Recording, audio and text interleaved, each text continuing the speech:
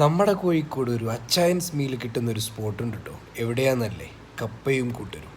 അപ്പോൾ എങ്ങനെയാണ് കാഴ്ചകൾ? കണ്ടിട്ട് വരാം. നമ്മളിവിടുത്തെ സ്പെഷ്യൽ ചോദിച്ച സമയത്താണ് കേട്ടോ നമ്മൾ എത്തിയത്. ഏകദേശം 3 മണി ആ സമയത്താണ്. ഏകദേശം ആ ഒരു മീൽസ് കഴിയാറായിട്ടുണ്ടെന്ന് തന്നെ പറയാം.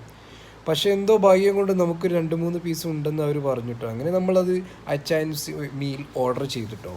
7ഓളം വിവിധ തരം സൈഡ് ഡിഷും സലാഡും ചേർന്നിട്ടുള്ളൊരു അവരുടെ മീൽസ് ഇട്ടോ.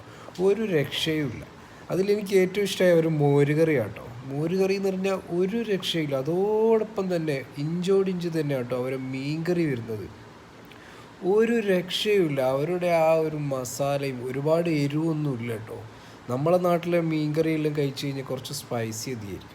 പക്ഷെ അവർ നല്ല എന്താ ഇനി പറയുക, നാടൻ പുളി ഉപയോഗിക്കില്ല. അതുപോലെ തന്നെ ഒരു ടേസ്റ്റ്, ആ പുളിയിലുള്ളൊരു ടേസ്റ്റ് ഉണ്ടല്ലോ, എനിക്ക് നന്നായിട്ട് ഫീൽ ചെയ്തിട്ടോ. ഞാൻ 2 തവണ ചോറ് ഇട്ട് കഴിച്ചു. കാരണം അത്രയും ഗംഭീരം എന്ന് പറയാം കേട്ടോ. അപ്പോൾ നിങ്ങളൊക്കെ ആ വഴിക്ക് പോകുന്നുണ്ടെങ്കിൽ മസ്റ്റായിട്ട് ഒന്ന് ട്രൈ ചെയ്യട്ടോ. അവരുടെ ആ ഫിഷ് ഉണ്ടല്ലോ, എന്താണെന്നറിയാം, കറക്റ്റ് കുക്കായിട്ടുണ്ട്. നല്ല നൂല് പോലെ നമുക്ക് കഴിക്കാൻ പറ്റുന്നുണ്ട് കേട്ടോ ആ ഒരു ഫിഷെല്ലാം. അപ്പോൾ നിങ്ങളൊക്കെ ഇതുവഴി പോകുന്നുണ്ടെങ്കിൽ നമ്മൾ കോഴിക്കോട് ഇരിങ്ങാടൻ പള്ളിയാണ് കേട്ടോ സ്പോട്ട് വന്നിട്ടുള്ളത്. അപ്പോൾ നിങ്ങളൊക്കെ ഒന്ന് മസ്റ്റായിട്ട് ട്രൈ ചെയ്യുക. അപ്പോൾ ഫീഡ്ബാക്ക് ഒന്ന് കമൻ്റായിട്ട് അയക്കാം.